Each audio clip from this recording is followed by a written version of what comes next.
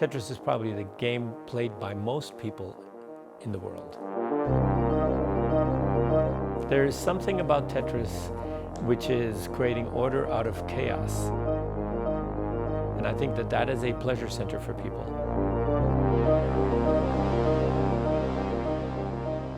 For people who don't know the story behind Tetris and your connection, give us the Cliff Notes version. I was a publisher of computer games in Japan, looking for computer games around the world. I was at a consumer electronics show in Las Vegas, and I found Tetris there. And what was it about this game that you said this is going to be a huge hit? Well, when it came to the Tetris machine, I played, I went away and did other games, and then I came back and played again. Then when I came back for the fourth time, you're only supposed to play each game once because there's so many games.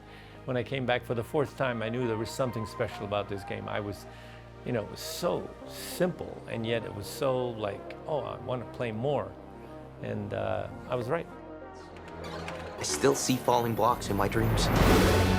They've now made a movie about how it is that you connected with the creator, Alexei, in Russia. I mean, it's a very complicated, very risky, kind of gutsy move. How did you put that all together? Made a handshake deal with Mr. Arakawa, the president of Nintendo. And I said, Mr. Arakawa, you should include Tetris with Game Boy.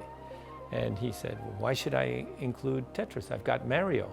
And I said, if you want little boys to buy your Game Boy, include Mario. If you want everyone to buy your Game Boy, include Tetris. So we made a deal right there. I went to the Soviet embassy, got a tourist visa. 2 days later, I was on a plane to Moscow. And the rest is history.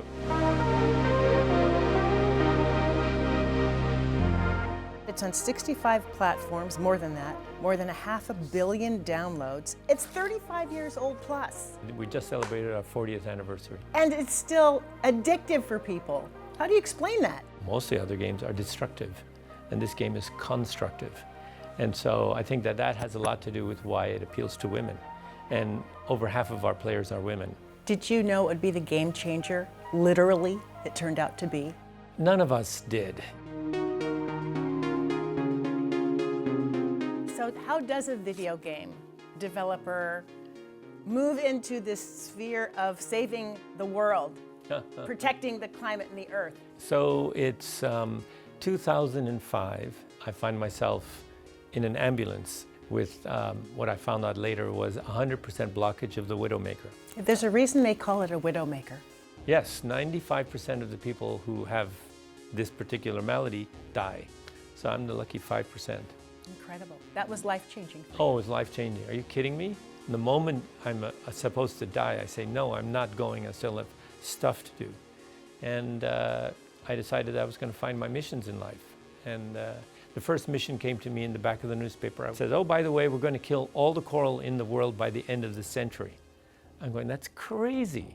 And I said, no, we're not allowed to do that.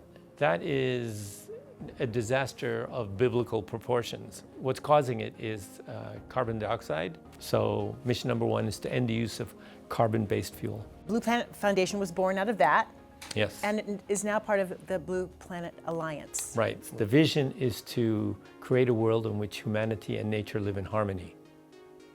That is something everybody can agree to. So what does that look like in terms of how you create that, how you execute that in the world in which we currently exist, where carbon fuels are destroying the earth? It's so simple, I can't believe that people don't get it. It's all about just making a decision. I decided for the Blue Planet Foundation to end the use of carbon-based fuel in Hawaii, because Hawaii is where I live. The biggest use of carbon-based fuel in Hawaii is just making electricity.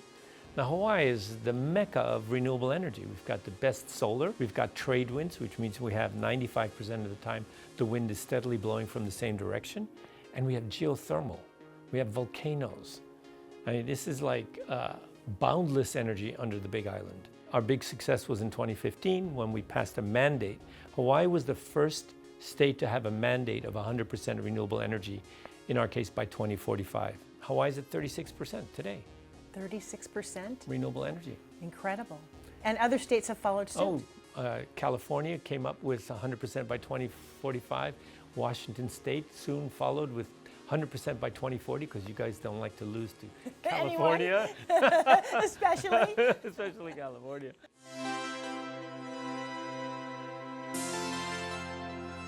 What happens if we don't do this? We suffer. The world suffers. Our children, grandchildren suffer. There are some in Washington who are talking about turning back regulations of the EPA, undoing climate change policy. That's real. It doesn't matter. You don't believe in climate change. Some people think the earth is flat. You can say whatever you want. The evidence is against you. Climate change is going to be solved by us, by the people, not the United Nations, but the United People. I'm a gamer. I hate to lose. And when it comes to doing something like fixing climate change, I still hate to lose. And so I will fight and fight and fight until I die to achieve my missions in life.